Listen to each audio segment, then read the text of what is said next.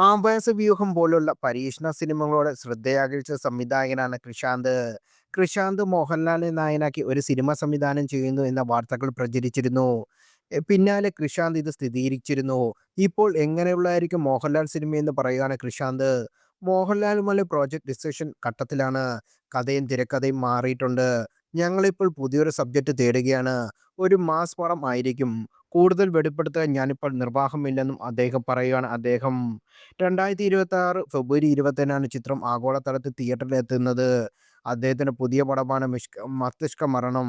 അജിത് വിനായക ഫിലിംസിന്റെ ബാനറിൽ വിനായക അജിത്താണ് ചിത്രം നിർമ്മിക്കുന്നത്.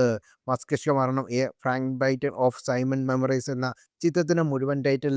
ആവ്യാസഭൂതം, പുരുഷപ്രേതം എന്നീ വൻ പ്രേക്ഷക നിരൂപ പ്രശംസ നേടിയ ചിത്രങ്ങൾക്ക് ശേഷം കൃഷാന്ത് രചിച്ച് സംവിധാനം ചെയ്യുന്ന ചിത്രമാണ് ഗഗനചാരി എന്ന ചിത്രത്തിന് ശേഷം അജിത് വിനായക ഫിലിംസും കൃഷാന്ത് ഫിലിംസും ചേർന്ന് വച്ചിരിക്കുന്ന സയൻസ് ഫിക്ഷൻ ചിത്രം കൂടിയാണിത്. 2046 കാലഘട്ടത്തിൽ കഥ പറയുന്ന ഒരു സയൻസ് ഫിക്ഷൻ ഇൻവെസ്റ്റിഗേഷൻ കോമഡി ചിത്രമായിട്ടാണ് ഇത് ഒരുക്കുന്നത്. സൈബർ പങ്ക് കോമഡി എന്ന വിശേഷമാണ് അണിയറ പ്രവർത്തകർ ഇതിന് നൽകിയിരിക്കുന്നത്.